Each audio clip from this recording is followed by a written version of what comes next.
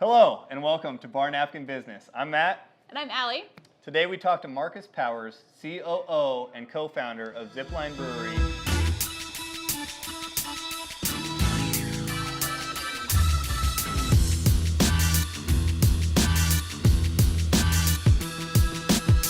So today we talk to Marcus Powers about starting the business, growing people, and the trials and tribulations that come on with that. They're my favorite Nebraska brewery. Don't tell anybody. But I love the packaging. There hasn't been one that I was disappointed with. I really love the product, and it's really consistent. That's something that small brewers struggle with. My favorite is the IPA. I have the Indian Pale Ale from Zipline here. And what do you have there, Matt? The Kolsch. Make sure you watch till the end because I have a little surprise for Marcus, and we do have a giveaway for you guys. We're giving away gift cards and some Zipline swag that you have an opportunity to get.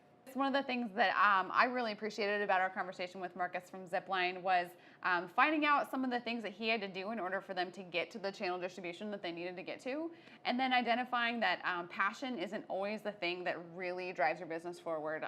There's a lot more to it than that. I like discussing growth with him and when it was right to change gears, and then analyzing the Omaha space and how they see how it's viable or whether it's not viable, and the things that went into that decision making. Great. So let's go ahead and roll. We hope you enjoyed this interview. Hello, everyone, and thanks for joining us on Bar Napkin Business. Today, our first guest is Marcus Powers, COO and co-founder of Zipline Brewery. Zipline Brewery was founded in Lincoln, Nebraska in 2012. As a bar owner, I have a lot of respect for the company. I think they've done a lot of good things, packaging, branding. Their product is outstanding and always consistent. First of all, thank you, Marcus, for joining us today. Yeah, absolutely. Appreciate it very much. Anytime I get to sit around and drink beer, talk is always a good day. So let's get a little background on you. Tell us about yourself. Where are you from? What were you doing before this? I'm a Nebraska kid, born and raised in this state. Grew up in a small town. Came to Lincoln, the big city. And I actually trudged my way through a lot of school, went through grad school, and had a career, actually became an attorney. Somewhere along the road there, I learned how to brew beer with my science background, and that kind of slowly led me in another direction. I want to hear about the light bulb moment. When were you sitting in a garage with your buddy and being like, we can make this better, or? You know, I'm kind of weird because like I homebrewed sort of as a loner. Like I didn't join the homebrew clubs, and I just kind of did it on my own. I was lucky enough to have a friend from my high school who was just one of those kind of visionary kids who went and did whatever he felt like his heart pushed him toward. Yeah. And he ended up, I was going to law school, and I talked to him. I was like, Ben, what are you up to? And he's like, well, I'm going to fermentation science out at Oregon State to get my degree in that. There's a degree in that? Yeah, I was like, why didn't my guidance counselor tell me about fermentation science when I was like all of the high school? Yeah, right. So he ended up interning for Boulevard for a while, and then he ended up following the wine seasons around the world, and now he's a vintner who makes wine out in Oregon. Oh, wow. And he had sent me his textbooks from school and said, if you're gonna, instead of homebrewing kind of half-assed, let's take it to the next level and do it right. Yeah. So, at some point, like I kept building and learning from mistakes, and I was getting to a point where I was like, felt like we had really good beer, which was really my goal. Like I just wanted to drink. Small batch, right? Your buddies are tasting it, and you're drinking in the garage. I had taps in my basement, and like I just wanted to, brew stuff that I wanted to drink, and therefore didn't have to buy a bunch of beer, and it was fun to have people over. Yeah, it kind of was. Yeah. So you didn't think that it was going to be a business at that point? It was still a hobby. It was just I just never had that dream to do a brewery, and then I stumbled across two guys. We were on the same softball team together, and we were a bunch of like natural resources dorks, like people that were engineers and hydrologists involved in the same kind of work I was doing as an attorney. Like we all kind of worked together on these big water issues. I had brought some beer to a game, and he's like, man, Marcus makes pretty good beer. Like, I'd like to sit down and have a conversation with him because we're going to start a brewery.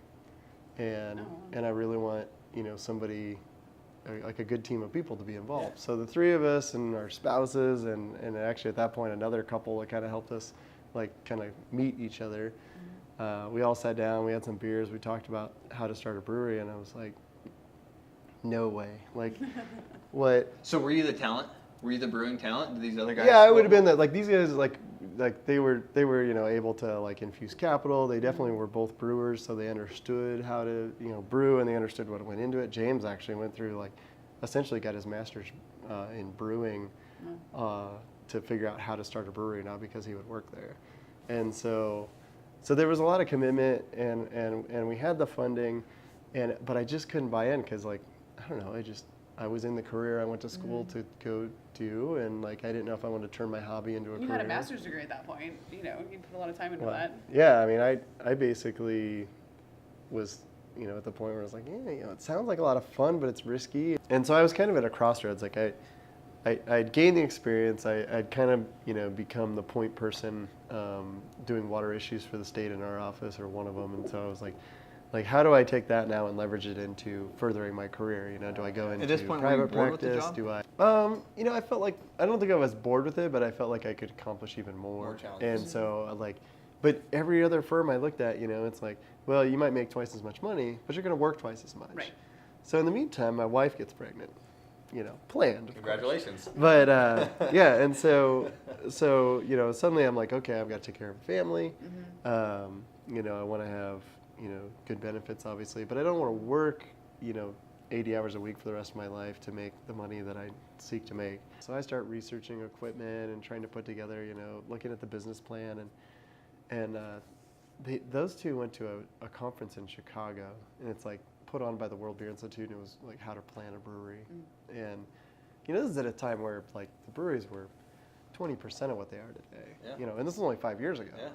And they go to this conference, and they come back, and Tom had went with the most pessimism. Like he was like, this is not going to work. It's going to be expensive. Like there's no way we can get this off the ground. And he came back, and they both drank the Kool-Aid. I mean, they were both like, you wouldn't believe the people in Chicago that are running breweries that are like, just growing like, left and right. They're like, we're like at least as sophisticated as the people doing that, and this is basically a great idea. So they invited me back over to go in again on like the depth of like, do you really want to do this? Of course, I was able to brew, but I also, because I was an attorney, can do all the regulatory structure because it's a heavily regulated business, both federal, state, city, the whole ball of wax. Right. So I go over to Tom's house one night, and we have a couple of beers, and we're talking about it. And he's like, this is your moment. Like this is like, we have the opportunity to do this, and this is like the time. And this is not going to come across your path again. Probably the most exciting time for a business Yeah. is exactly what we're talking about right now, where it's like that nervousness. Should I do it? Should I not do it? Okay, we're going to do it. And I can still remember going home, and it was later evening, because it was probably like I remember talking to my wife, and she's of course like 3 And months after a couple beers, I'm sure. pregnant. Too, yeah. And she's not had beer because she's pregnant, so she's like sober sitting there, and she's like, well, how did it go? And I'm like, yeah, it's so exciting, but like we can't take this risk. I've got a great job, I've got great benefits, I can't do this. And she looks at me, sober, pregnant, and she's like, I don't know how you don't do it. She's like, you're going to watch this thing unfold, whether you're part of it or not. And she's like, and it's going to kill you. Yeah. She's like, I think you got to do it. And I was like, oh. Like, I think she was I was hoping she would tell me no, so I didn't have to jump off the cliff. And as soon as she said, like, do it, I was like, oh, I'm doing it. Now you're all sold on the idea. Yeah. Now what? Now what do you do? Yeah, I mean, obviously the business plan is the foundation. And a very conservative one, hopefully, that projects like every potential evil to happen. Yeah, like all the bad stuff. And then you think you need like twice as much money as you put in your business plan, so the funding. And then it's just a matter of like, executing it to get it open. We felt like we needed $500,000, but I think we ultimately needed, almost 800. Yeah. And we only took maybe like 350 or so in a loan from a bank. So we were buying assets with, which is backed by we've always tried to keep ourselves, above the 50-50 debt to equity. Yep. So the funny thing is though, so we thought we needed 750, 800. By the time we opened, we're like, okay, like it took more money than we thought, but we're open, we're able to do it. What I didn't anticipate was that first year. Like that first year just kept, taking and taking and taking. And like in order to like achieve the design that we had put into stuff?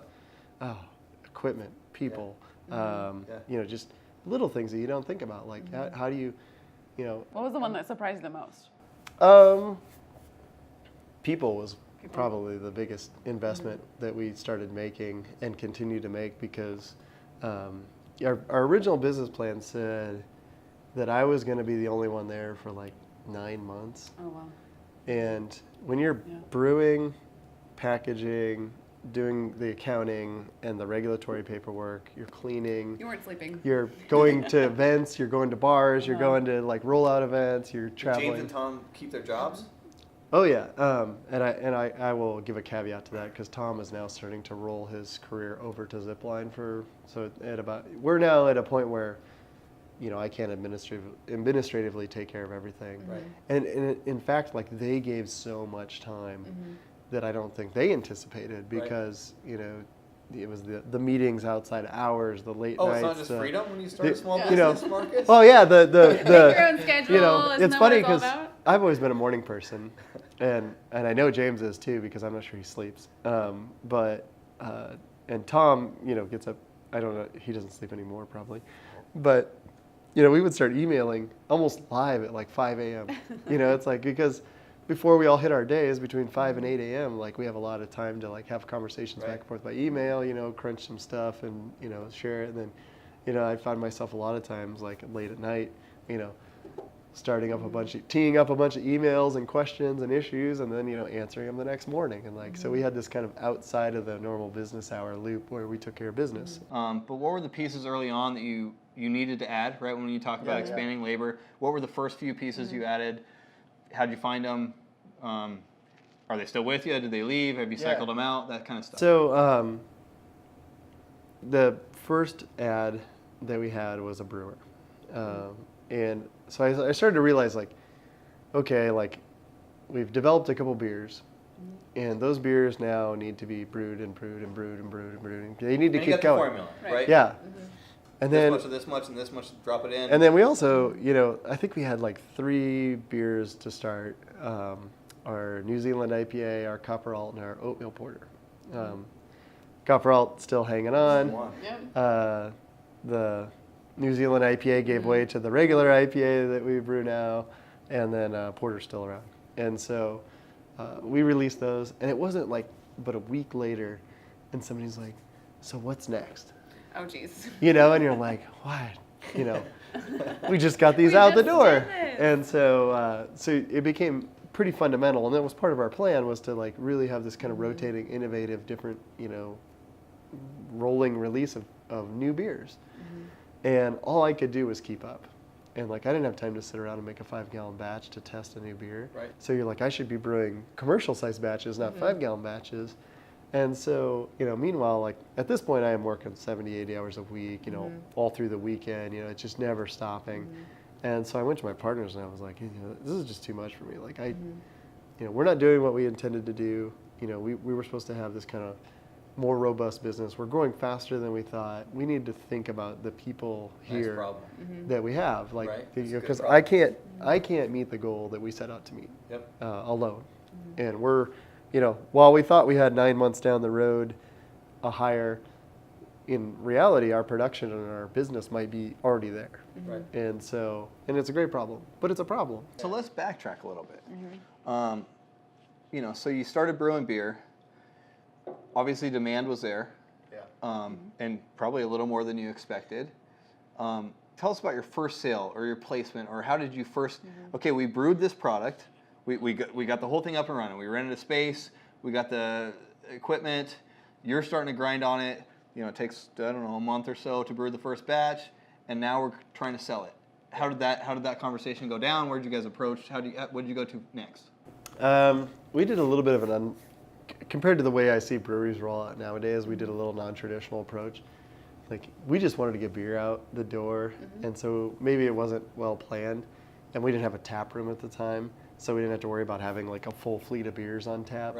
So we just brewed Oatmeal Porter first. It was a dark beer. I figured, if I screw it up, like it'll be most hidden in the dark beer.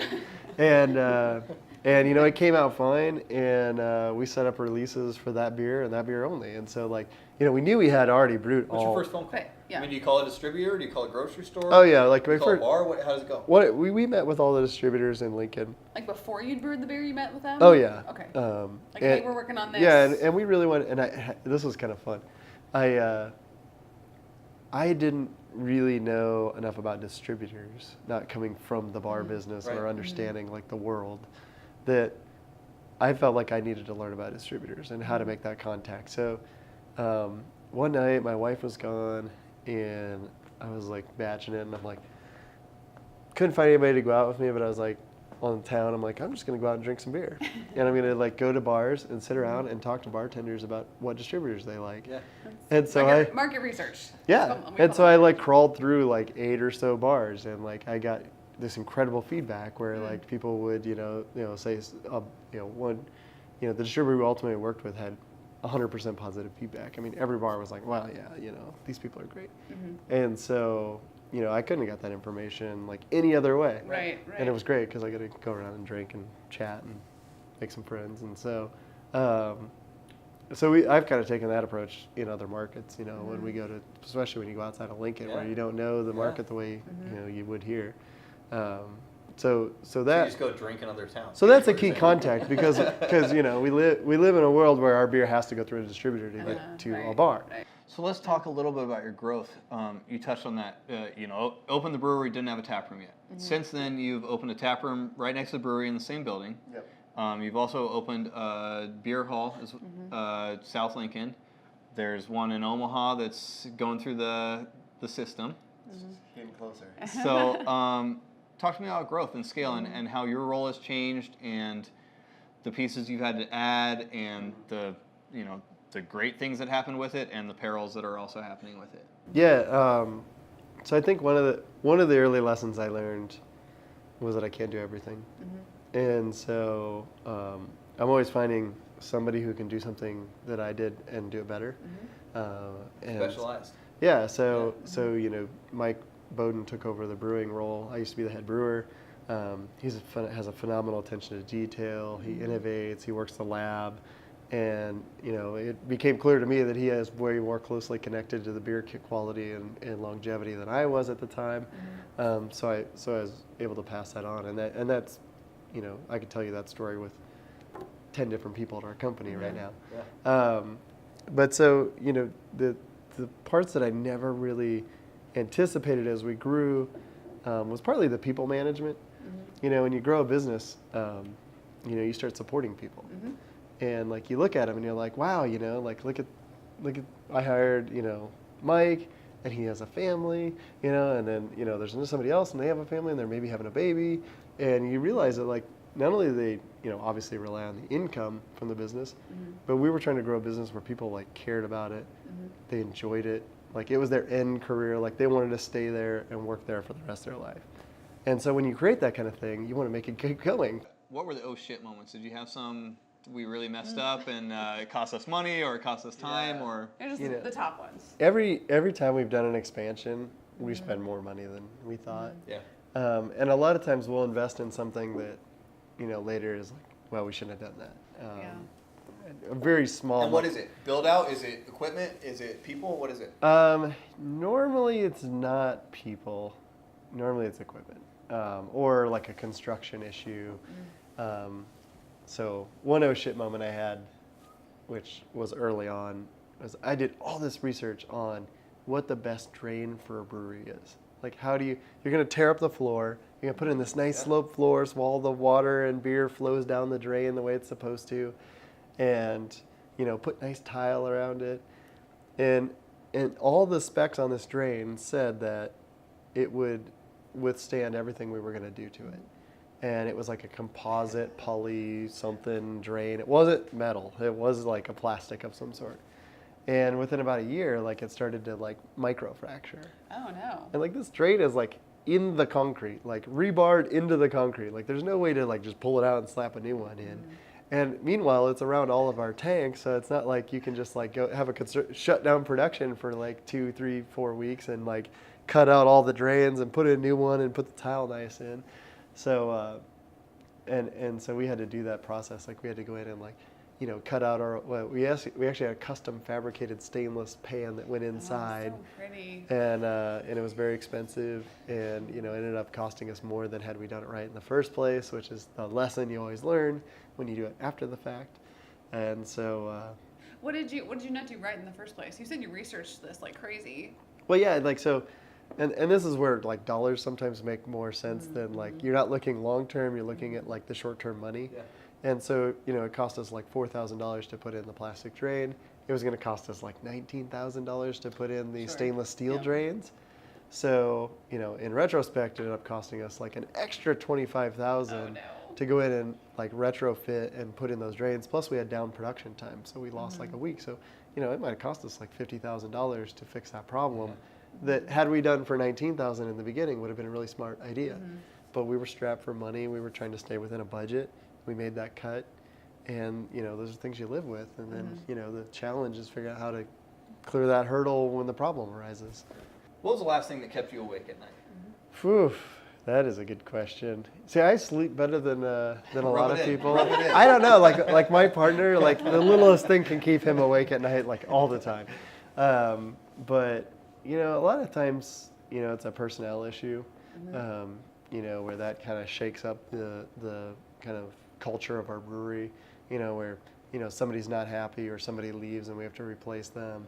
You bring in talent and you, set a rate of pay, and then you kind of see how it goes. You see that, for example, I'm built to where like I am always going to do as much as I can humanly do and ask for more. Like I don't have downtime. Like if I'm done with something, I'm looking for something else to do. And you identify those people in your business. You see who's the go-getter, and they may or may not be what you expected them to be. But if they have like the consistent drive and work ethic and the ability to learn and to expand, then you want to find room for those people in your business. But like every business needs like people to just do the jobs that you hired them to do, like, or just to come in and like, grind out, a job. Like we have, a bunch of jobs at the brewery that, maybe they don't have a great pathway to a management position. Maybe, you got to grind that out for a year Well, they're or two. a cog in your wheel. You have to. But you have to have yeah. those people, and they have to be happy because you don't want to keep turning them over. And like almost everybody in our brewery does some really essential piece of the job. Whether it's like the face of our company in a tap room where people are interacting with them personally, where they're putting beer into a container, and that like you're gonna take this home and expect it to be like good and fresh and not like screwed up in any way.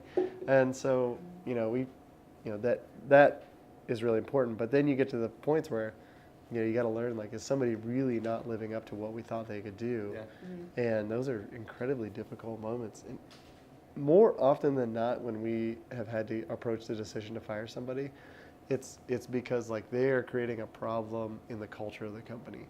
Like the people around them are unhappy because maybe that person's unsafe, maybe they're hard to work with, maybe they're not a team player, they're not contributing their full weight, but largely that you start to feel that problem, not just because like you observe one specific instance, like they stole something, it's like other people almost want you to step up and take care of that problem.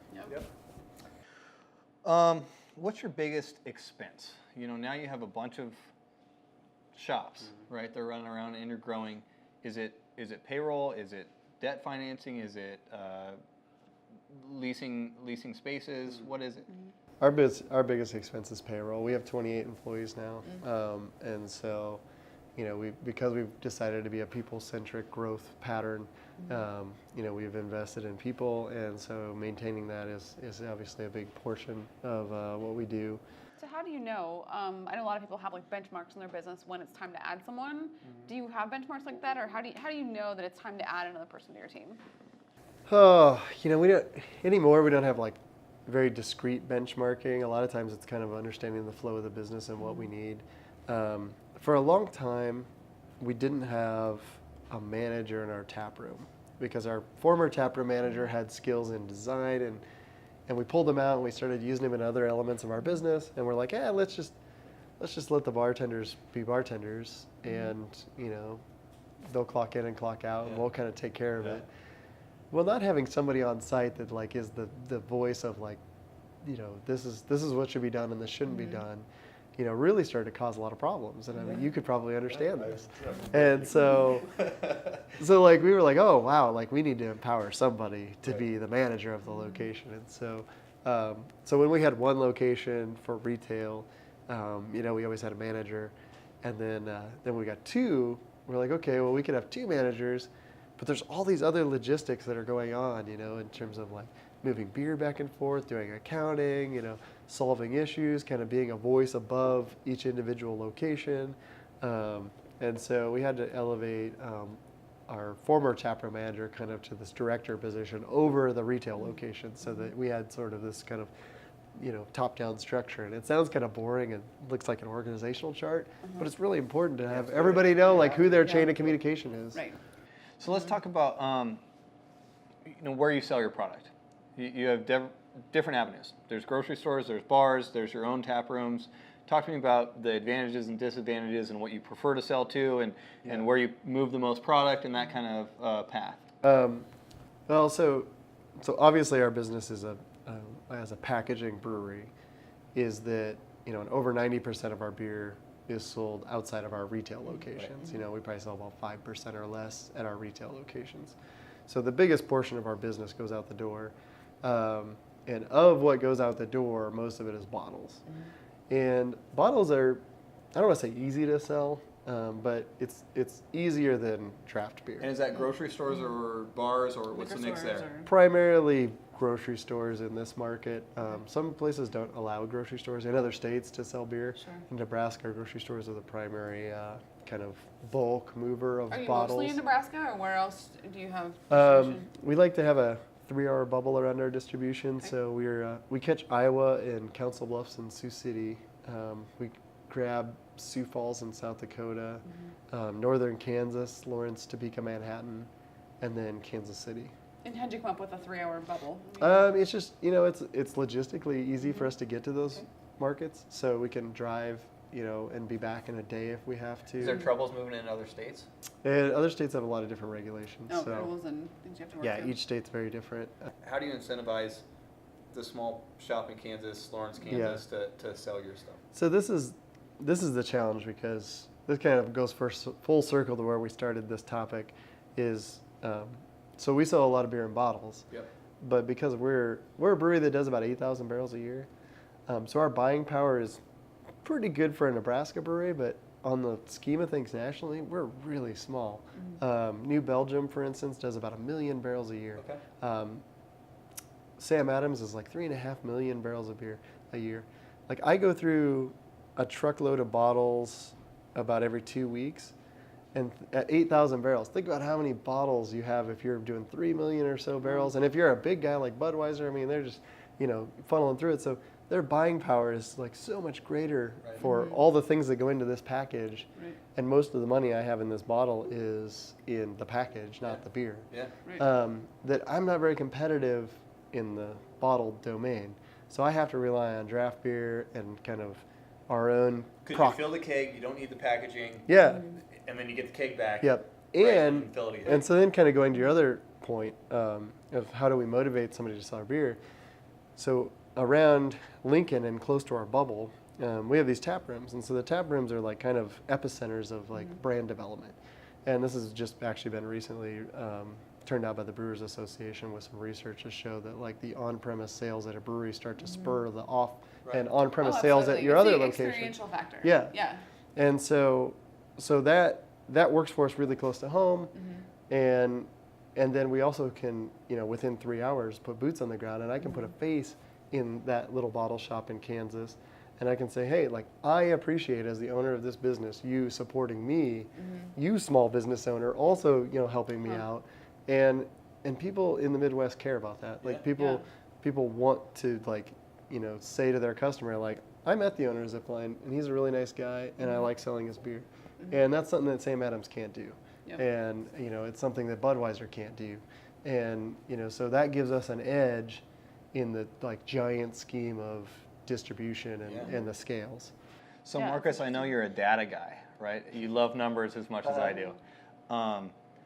Talk to me a little bit about the advantages of your tap room. Obviously, I know your margin's better, right? So, for example, I know that Tavern on the Square's margin is about 19% cost or 29% cost of goods. The other room is about 22% cost of goods, and that's a reflection of what we sell and that kind of stuff. We sell a lot of Bud Lights and whiskey shots here. Over there, it's high-end cocktails. Space is limited. You're paying for the show and all that stuff on top of it. But the middleman takes a little chunk out of that. Everything I buy, I have to get from a distributor. So the advantage for you is you can sell Zipline beer directly in your tap room. It comes right out of the brewery, right into your tap room. Talk to me a little bit about the advantages of that. Yeah, so it's kind of one of those, like, for us, obviously it's a high margin game. We get to sell beer that we produce directly to a customer, by and large. And you can sell it at what I sell it at, right? If I well, sell this bottle for $4, not what only do you guys sell? not only do I get to sell it at that, but I have to sell it at that price. Like, I can't come in and try to sell beer for $2 when you're selling this at $4. Like, I have to come in at or above what our other or wholesale customers are, because otherwise, why would you carry my beer if I'm trying to undercut you? Right. And so I say we're forced to put our beer in at a high price because we don't want. We have this weird balance of like we're like okay, like here we are as a retail outlet, and we expect you as a retail outlet to also support us, even though we're like on its face we're a competitor, but we know from the statistics that indeed we are not a competitor. And at the end of the day, if we can go to a bar owner or a liquor store and say, like, yes, our tap room exists, but if you can take an underperforming beer off your tap handle or out of your cooler, and you can make twice as much money on that beer by selling ours, then we are helping, not hurting in this relationship. Absolutely.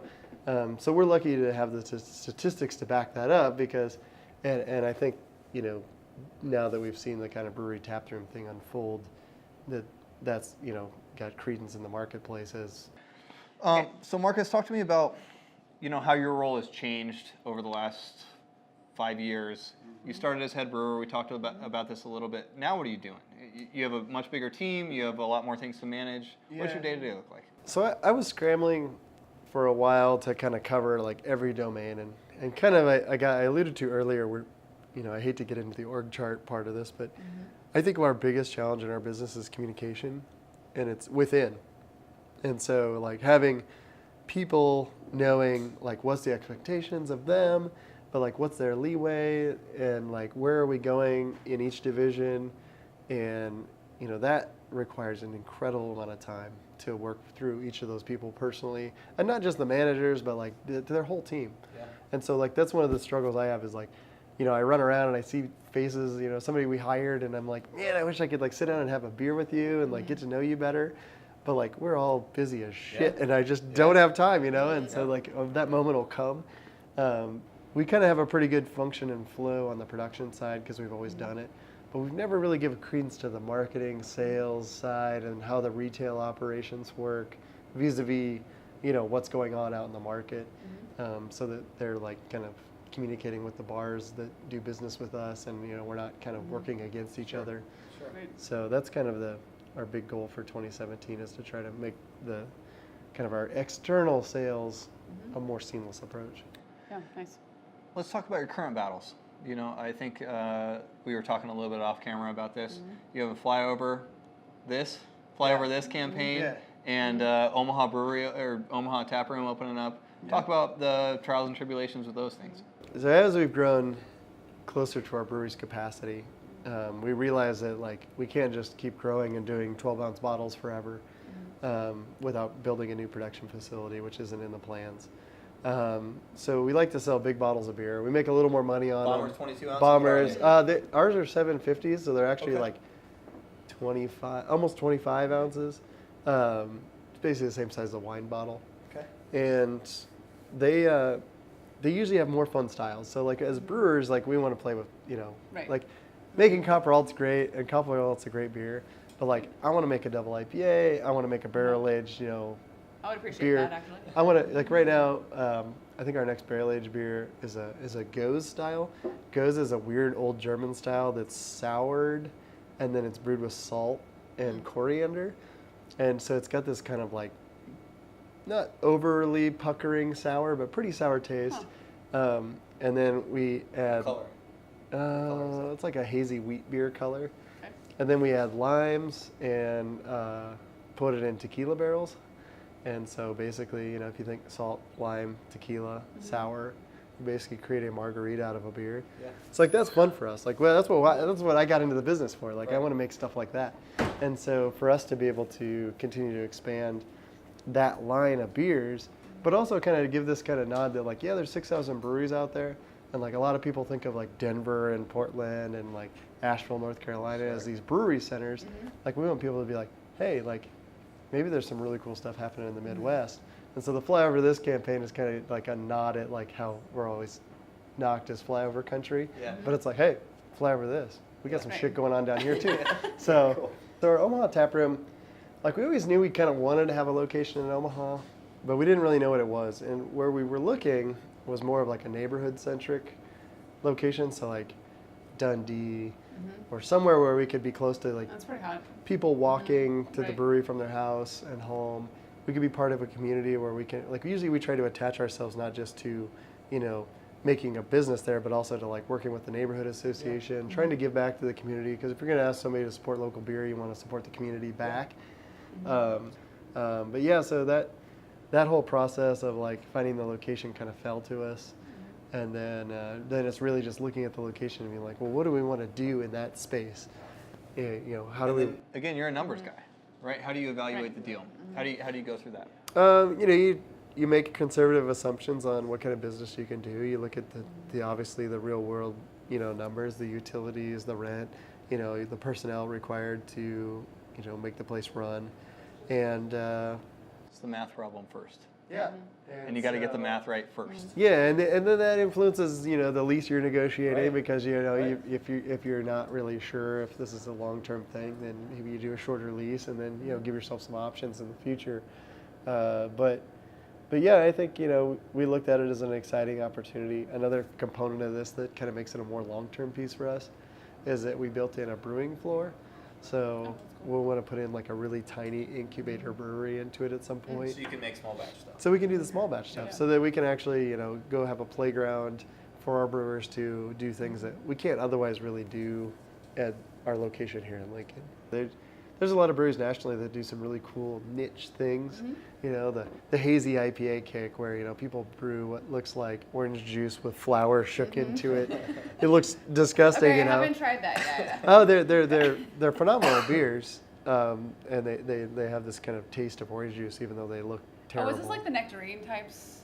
No, this No? is a whole Okay, different okay. thing. gonna have to do And we this. and about once every Uh-huh. couple of weeks, I get the person that's like, "Hey, when are you gonna brew me the hazy IPA Uh-huh. thing?" And it's like, well, we might innovate and play with that field, but like our business isn't built to like do that all the time. That's not what we developed as a business model. Right. We can certainly play in any domain, but like we still brew beer for Nebraskans, and primarily because that's where 90% of our beer is sold. Right. So. But you have a really good handle on your target market. Like I appreciate that because you get people that look outside of that, and then their focus goes all over the place. And we spend time looking at like how to expand within our market. We look at all different demographic data. We try to keep beer styles for as many people as we can. But yeah, it's just a constantly evolving trend, probably in any business. Let's say somebody wants to brew, or they just want to take their passion. You've done that. You took your passion, you made it into a business. What do you tell someone who wants to take their passion to a business? I think you have to be prepared in part to take your passion into a business in a way that makes sense. Like, so you can't just continue to do passionately what you've always wanted to do without looking at the reality of the market and, does your passion translate into a business in a way that you can continue to enjoy it? For me, like I love brewing a small batch of beer. That doesn't mean that I want to brew Copper Alt every week, 52 weeks a year for the rest of my life.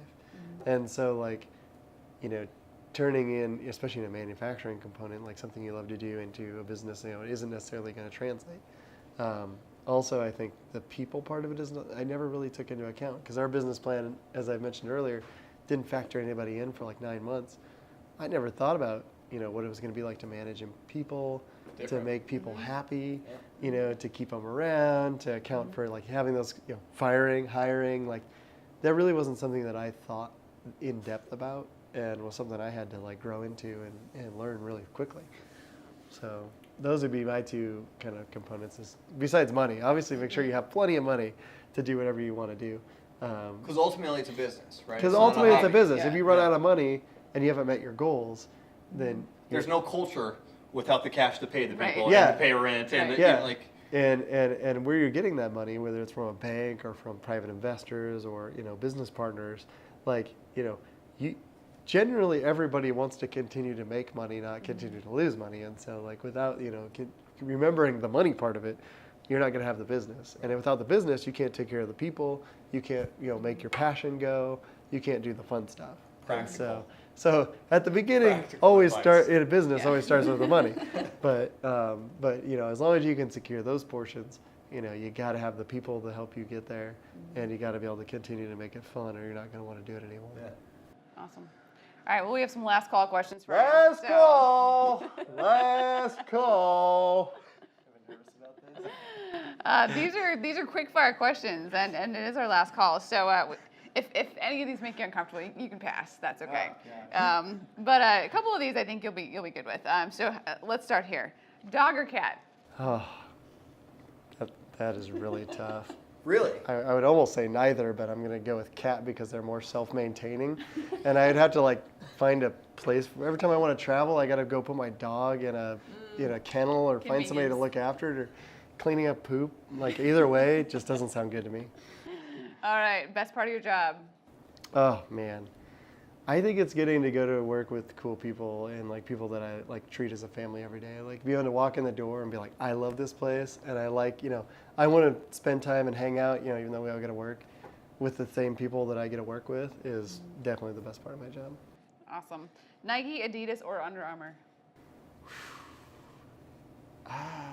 That's a tough call. What am I using them for? Oh goodness, we do have the data guy here. This is the analytical clarification to it. I mean, I almost own none of them, but I think I have a Nike skateboarding pair of shorts, so I guess I'll go Nike. I'll go Nike. All right. What was your first job? Oh, first job? That's a good question. I worked for a beekeeper when I was like 16. Really? And I had to travel like 75 miles every day to go to. Both ways. Yeah. No, but like me and another kid drove in a car 75 miles, so it was like an hour drive or a little over an hour drive. And then we would run around all day in the hills, changing out beehives and working with bees and getting stung, and then we'd drive back like 10 hours later. This is so much better than like Burger King, McDonald's. Beekeeper. All right. Beekeeper that brews beer now. When did you get your first girlfriend? Maybe like 5th grade or 6th grade. Yeah, we It was short. It was short-lived. One recess. Yeah, might have been a couple recesses. All right, beer crush. What beer do you admire that is not yours? Oh, beer that I admire that's not mine. Man, there's a lot of IPAs on the list that I really, really love. Probably my latest that I really enjoy is in the hazy IPA vein, although it's not quite a hazy IPA. Lagunitas has a Born Yesterday beer that's really good. Some of our local boys, Kincaidor, changed their 4-county pale ale up to a little more hazy kind of hoppy beer. Kincaidor, shout out. Really nice beer. So, the guys over here nearby at Boiler Brewing, I like about everything Tim does. Very Awesome. cool. Very All right, cool. good beer crush. We'll end with the worst part of your job. Worst part of my job. Oh man, so I say the people are great, but like dealing with people problems is probably the worst part of my job. Because like when you treat them like family and friends, and then you got to turn around and be a boss, like that's never fun. Yep, agreed. Well, thank you for joining us today, Marcus. I also heard that if you turn in a 6-pack at the tap room or a couple 6-packs, you get $1 off or something. What's the deal? Yeah, it was like That's always been on the bottom of our 6-pack. I don't know if people ever looked at it. I don't know about that. So let's get into numbers back again real Yeah. quick. So every one of those little 6-packs is like 25 cents for us to buy. So if you bring 4 6-packs back, we give you $1 off a beer. And so we get basically our investment back so we can reuse them, which is also sustainable. It's good for the environment. Yeah. It's a good message. And because when I sell beer, you know, it, like we talked about earlier, like it doesn't cost me as much to make Right. beer. So Right. it's a kind of a win-win-win program. Okay. Well, now that you said that, I think I might have a couple 6-packs laying around. Let me see what I got. I knew this was coming. You're going to have a lot of beer to drink. Okay, so these are some of these ones from the weekend. Here, we'll just give you some of these here. But let me look around and see if we have any other ones. This is it? Quick. Oh, yeah, we'll take these. Okay, so we're gonna start counting this up. We have like. Are we gonna count these? We have like $1 here. So I found a couple more in the back here, Marcus. $3. Oh, this is just copper all. Oh, We got a cash flow going on here. they're already right here. organized. Go right here. They're already organized by brand. Oh, beautiful. If you guys have any of these at home, 25 cents. We're getting them loaded up here. It's getting out. Like you can't see us anymore. Thank you very much. Yeah, Appreciate your time, absolutely. Marcus.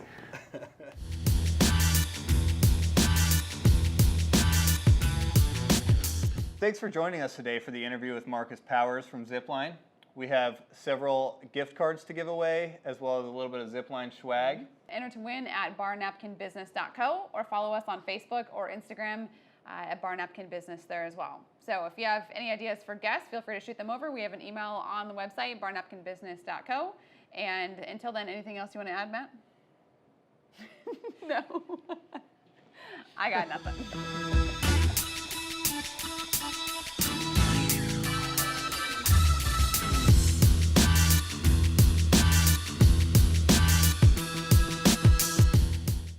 Get excited for a second.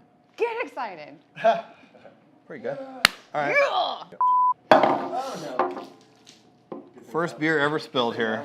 First beer ever spilled. Allie's recording everything always, Yes, so always. she's got a fun blooper reel. I haven't seen this yet. I'll probably do it. He at pulls some that point. out every time. He's always like, I never know. I might not be able to recover from that. Dude, I've been raising the roof. I've never Yeah. raised the roof in my life. I've been doing it all the and time on on this camera show, now. he's always like, woo woo. And he's like, I never do that. Why am I doing that?